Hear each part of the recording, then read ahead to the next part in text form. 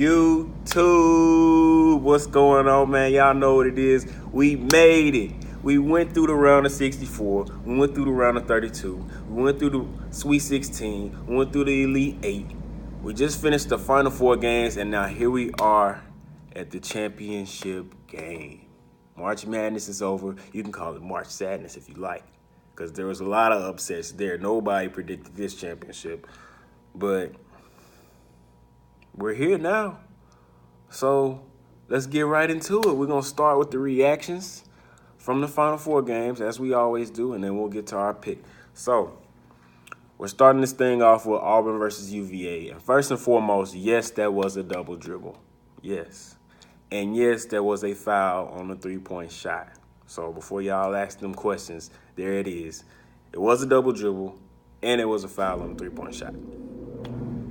Gene Steratore, former NFL ref and NCAA official, current rules analyst, said, quote, as Ty Jerome brings the ball up the court, he accidentally bumps the ball with both hands. That ends his dribble. Then he makes the decision to dribble again, which is a double dribble, end quote. So this is near the end of the game. This is under 10 seconds to go in the game. Ty Jerome, the guard for UVA, is bringing the ball up the court. He does a behind-the-back dribble move and hits the ball off his right ankle. And he picks the ball up and begins to dribble again. That is a double dribble. From the first angle that we saw during live action, from a fan's point of view, it didn't look like he hit it off himself. It looked like the defender poked the ball out. But after seeing the replay, it was clearly off of his foot. The defender never touched the ball. It wasn't even close. But as far as the next sequence of events that followed that was really what has everybody so upset, because if that call is made, that's a turnover. That's now Auburn's ball with the 2-point lead. They have to take the ball out with 1.5 seconds, which is what UVA got to do. So UVA got to take the ball out instead of Auburn. So they kept possession, and they inbound the ball to Kyle Guy, who went up for a 3-point shot. It came up short. It hit the front of the rim, just barely short. But he was fouled. So he was fouled during the act of shooting, which is a shooting foul. So since it was a three-pointer, they were down 2 points. It was a three-pointer. He got 3 free throws. So he made all 3 free throws. I believe they only left 0.4 on the clock, 0.5, and that wasn't enough time for Auburn to get a good shot up, and that ended the game. UVA won by 1 point. So the foul on the shot, it was a foul because the defender jumped into the shooter and did not allow him to come down cleanly and safely. That rule was implemented a while ago. I'm not exactly sure when they put this rule in, but it's been there for a good minute. Any shooter will tell you if they're not able to land cleanly, they don't get to follow through with the shot, and they also might roll their ankle or they might land awkwardly and injure themselves. It's really a safety hazard rule. So it does affect the shot. It really does. And it was a foul. It was terrible time, and it was a terrible closeout by the Auburn defender. Why would you do that? You got the game in the bag. If he does not foul this shooter on the 3-point line, there is no free throw. The game literally was over. After the shot went up, the buzzer went off. So the game was over. But that's a terrible foul. That's terrible. He goes up with the ball. The defender jumps. He's on the side of Kyle Guy.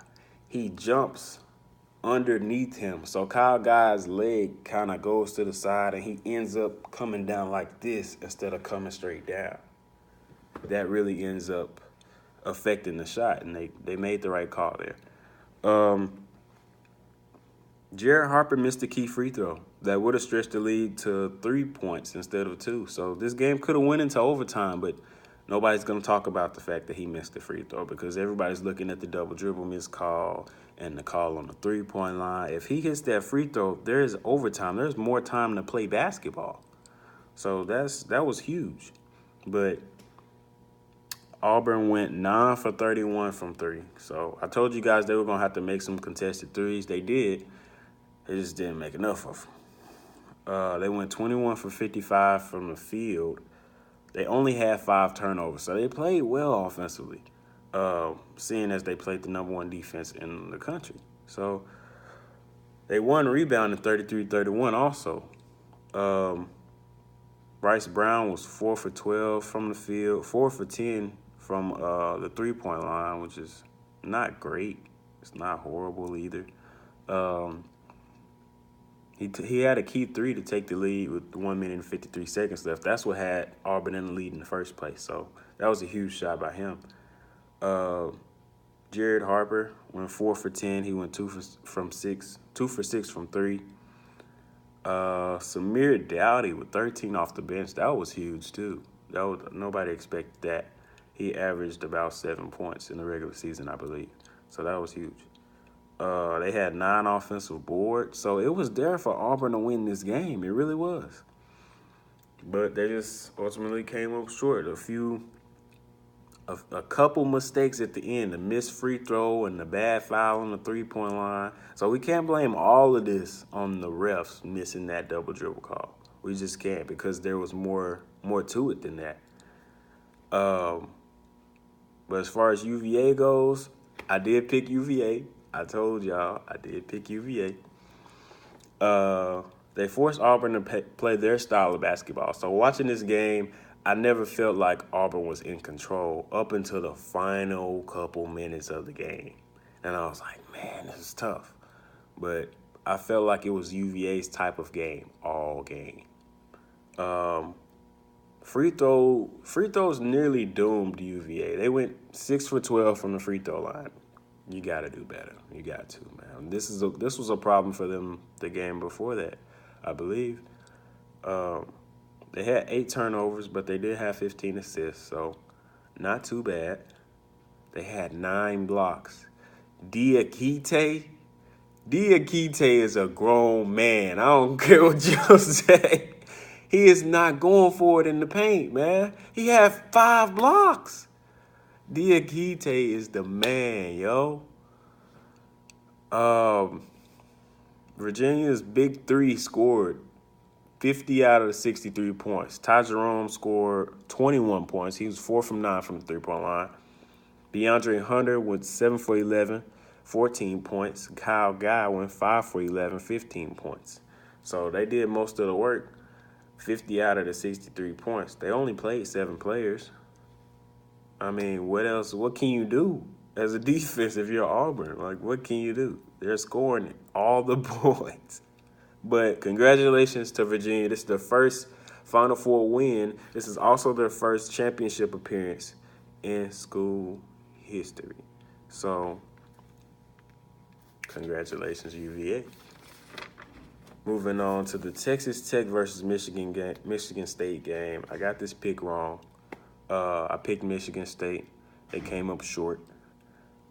Texas Tech's defense held yet again. They clamped these boys up from the start of the game to the end of the game. They played cleaner offensively. They only had 7 turnovers, which was a key that I touched on last video. They had to play cleaner. They couldn't play sloppy. Tariq Owens, man, he is exciting to watch, man. He can do everything. He can put up a jumper for you. He can hit a 3 every now and then. He plays solid on defense. He hustles every single play. Tariq Owens, man, I cannot wait to see Tariq Owens versus Diakite in this finals game. I cannot wait, man. But the stat sheet won't show Tariq Owens' hustle. He got hurt, and I thought he was going to be out because he rolled his ankle pretty bad mid-game. They took him out. They took him to the locker room, checked him out, and he comes jogging back on, and Texas Tech is like, yeah! At that point, I was like, man, Texas Tech might actually win this game. But that being said, Jared Culver is still playing terrible, man. He's playing terrible. If I'm looking at him as an NBA team, I'm like, I don't want to draft this dude. He's not a lottery pick. He hasn't played well all tournament. He went 3 for 12, y'all. 10 points, 2 assists to 3 turnovers. What NBA team wants that? Nobody. He did hit 2 clutch shots though, to take the lead, to stretch the lead back out after Michigan State went on a run to get it down to 51-52. He hit a floater that was pretty nice, and then he came down and hit a 3. So, but he was 1 for 10 before that, y'all. He was 1 for 10 before. It shouldn't take that long for you to start making shots. It really shouldn't. But Matt Mooney, just forget me, right? Forget me. Matt Mooney said, I'm taking 16 shots this game. 8 for 16 from the field, which is pretty nice for him. 4 for 8 from the three-point line, which is good. 22 points. So, Matt Mooney, prove me wrong, man. Prove me wrong. Jeez. He played tough. He really did. I'm talking about there was some shots where I was just like, there's no way that's going in. And it went in anyway. And I'm like, you got to be kidding me. So imagine being on the defending side of that. But Michigan State, Goins, 0 points. A starter, 0 points. We talked about this. You cannot have a starter with 0 points and win in the NCAA tournament. You can't have it, man. You cannot. After he hit that clutch shot versus Duke last week, he has not scored. After he hit that clutch, he had a bad shooting night that night as well, but he scored something. He didn't score anything in this game. And I think that really, really hurt this team. He's one of their shooters. So, Cassius Winston was locked down. 4 for 16 from the field. 2 out of 8 from the 3 line. 16 points, 2 assists, 4 turnovers, and 4 fouls. They took this man completely out of the game. Completely out of the game, man. And it was tough to watch because I'm a fan of that dude, man. He was balling all throughout this tournament, and he comes up against Texas Tech, and they're like, no, none of that. I think that's the reason that Texas Tech won this game. They locked down Cassius Winston. That was a heck of a job by them defensively. Aaron Henry also stepped up for Michigan State. 3 for 3, 1 for 1 from the 3 line, 11 points. He was a big part of that comeback. They were down 12 with, I believe, about 10 minutes left, and they charged back, and he was a big part of that. They got it down to 52-51. I think Michigan State had this game, man. When they started coming back after Tariq Owens got hurt, they started coming back. I just felt like they had all the momentum. They had everything going their way. They were forcing bad shots. They were getting turnovers, scoring off of the turnovers. They got it all the way up to 52-51, and then they just were visibly exhausted. And I'm like, geez Louise. Oh, my goodness. Like, that's the effect that Texas Tech's defense has on the teams that they play. It took Michigan State everything they had in the tank to come back. And once they got there, they were done. It was a wrap. There were a couple possessions where Texas Tech walked the ball up the court. No pressure by the defense. Just walked the ball up the court, stood there, dripped the clock, and scored. And I'm like, you got to be kidding me. All that pressure that Michigan State was applying before that, they just gave up. And I never understood why. But they were just tired. Honestly, they were just tired. They put themselves in a bad position, and they couldn't dig themselves out of the hole. So hats off to Texas Tech getting their first ever championship appearance. That being said, let's look at this championship game, man. It's our last prediction, our last analysis for our last preview, I should say. There will be an analysis for this game. But Texas Tech versus Virginia. Two first-time teams in the championship. This is going to be exciting, man, for either team. These are the best two defenses in the nation in opponent field goal percentage. They make everything tough. Both teams must shoot better from the free throw line. Texas Tech shot 61% against Michigan State. They went 8 for 13. UVA shot 6 for 12 against Auburn at the line. So both teams have to improve there. It's not just one team has to shoot. That's my key for both teams is to shoot better from the free throw line. That will make this a better game as well. Neither team is gonna kill you from the three line. They don't take a lot of threes. They just don't.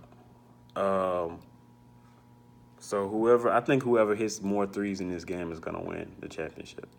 So Texas Tech keys to the game. Make UVA take the threes and don't foul them. Do not foul this team. I don't think you're gonna see UVA go 6 for 12 from the free throw line again. Keys to the game for UVA is they're gonna need a fourth scorer this game. We talked about their big three, and they're going to need somebody else to step up because this Texas Tech team knows how to take your strengths away. And those three most likely not going to have a great shooting night.